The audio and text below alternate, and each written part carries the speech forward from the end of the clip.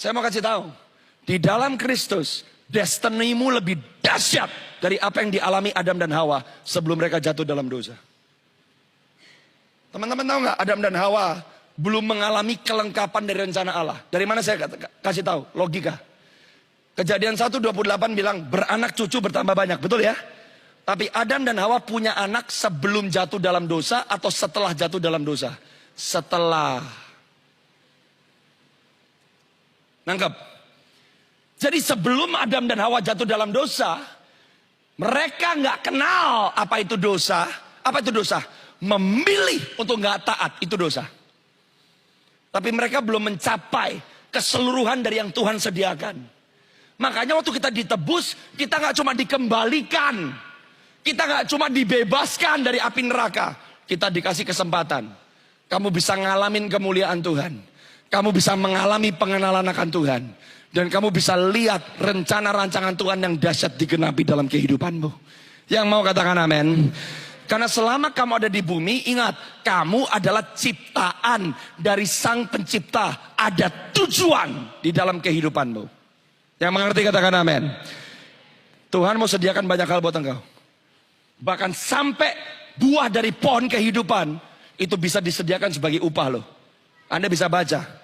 Di pasal yang terakhir kitab Wahyu, ada upah yang tersedia buat saudara. Coba buka Yohanes pasal yang pertama, ayat yang kelima. Saya mau ngomong kalau engkau mengalami terang Tuhan dalam hidupmu, selama teman-teman hidup di dunia ini, Tuhan menetapkan engkau jadi terang dan garam. Ini yang ajaib nih. Kenapa kamu harus punya Kristus di dalam engkau? Waktu Kristus tinggal di dalam engkau, cara engkau melihat dirimu sendiri harus berubah. Karena ini adalah janji. Saya mau kasih tahu sama teman-teman, keadaan zaman akan semakin buruk, titik. Nggak akan semakin baik. Nggak akan. Tapi saudara dan saya yang ikut Kristus, kita tidak diluputkan. Karena Tuhan nggak menciptakan dan Tuhan tidak mendidik, Tuhan tidak membesarkan pengecut. Tuhan nggak pernah minta kamu lari dari masalah. Nggak, kamu nggak diajarin lari dari masalah. Bersama dengan Yesus, kamu didampingi, kamu ditemenin, hadepin masalahmu sampai kamu alami kemenangan. Janjinya apa? Yohanes 1 ayat 5. Terang itu bercahaya di mana? Di mana? Bukan di luar kegelapan. Jadi semakin gelap dunia, semakin terang gereja. Teman-teman sadar, nggak ada gelap, nggak butuh terang. Nggak ada gelap, kehilangan arti terang itu apa? Nggak ada gelap, kehilangan makna terang itu apa? Jadi kalau ada hal-hal gelap yang sedang kamu alami dalam hidupmu, nggak usah nangis. Keadaan gelap memastikan bahwa terang Kristus bisa menembus kegelapan itu. Jangan takut, jangan anti sama kegelapan. Jangan anti sama masalah. Kamu nggak pernah ngalamin kekurangan, kamu nggak pernah ngerti dia Tuhan yang menyediakan. Nggak pernah sakit, nggak ngalamin dia Jehovah Rafa yang menyembuhkan. Nggak pernah merasa sendiri, nggak ngalamin dia Jehovah Shammah yang selalu menyertai kamu. Kadang-kadang nggak pernah hilang arah, kamu nggak pernah ngalamin Tuhan Gembalamu yang agung yang menuntun kamu kepada jalan yang benar. Semua kegelapan yang saudara dan saya mungkin alami, itu bukan titik kekalahan kita. Kegelapan, masa tidak pasti yang saudara dan saya mungkin hadapi. Saya ada berita buat saudara. Di mana ada kegelapan, terang Kristus bisa menembus hidupmu hari ini. Terang Kristus membawa pengharapan. Saudara dan saya pun demikian. Karena dia berkata kita adalah terang dan garam. Katakan sama-sama dengan saya, terang dan garam. Come on, katakan secara pasti, terang dan garam. Karena kamu terang, kamu harus ada di dalam kegelapan. Di tengah-tengah dunia yang semakin gelap, kamu bukan ditelan oleh kegelapan, tapi kamu membawa terang dan kamu jadi jawaban di tengah-tengah kegelapan. Terang itu bercahaya di dalam kegelapan, dan kegelapan itu, apa saudara? Tidak menguasainya. Titik. Kamu gak bisa dikuasai dengan kegelapan, tapi kamu bisa menang. Yang mengerti katakan amin. Yang mau belajar di terang, angkat tanganmu.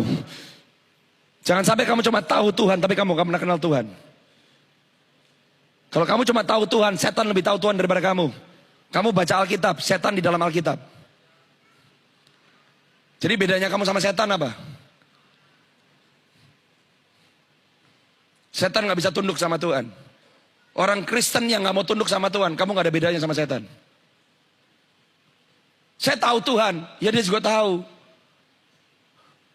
Kamu baca Alkitab, lah kita sekarang baca Alkitab males, dia ditulis di dalam Alkitab. Makanya saya minta kamu harus ngerti kekristenan itu apa gitu loh. Jangan cuma main ke gereja, ajojing. Kamu nari, saya suka ngeliat anak-anak Bunda nari. Tapi kalau kamu nari, pulang ke rumah gak punya nyali. Jadi anak gak jadi berkat, sekolah amburadul, seks bebas. Ngapain lu nyanyi di dalam gereja? Ini bukan diskotik. Dan orang berpikir, ku bernyanyi. Setan ketawa, terus nyanyi, terus. Gua hancurin hidup lu. Kamu punya otoritas gak? Waktu kamu berkata, pergi dalam nama Yesus. Bukannya ketawa setan. Lu siapa ngusir-ngusir gua? Karena terang tinggal dalam hidupmu. Kenapa saya ngomong pedas? Tuhan lagi gak garuk-garuk kepala nyelamatin generasimu. Karena dia yang ciptakan generasimu. Firman 40 tahun yang lalu, 100 tahun yang lalu, tetap firman yang berkuasa. Dan saya mau kasih tahu, kalau kamu ngerti siapa Tuhan di dalam engkau, you are unstoppable. Orang mau ngomong kamu apa, orang tuamu gak mau kamu bisa ditolak, kamu bisa dibully. Seseorang yang mengerti siapa dia di dalam Kristus, you become unstoppable. Kenapa? Roh yang ada di dalam kamu lebih berkuasa dari apapun dan siapapun yang mencoba menjegal kamu di dalam dunia ini. Karena gelap tidak pernah bisa menguasai yang namanya terang. Yang mengerti katakan amin. Yang mengerti katakan amin. Yang mau jadi terang katakan amin.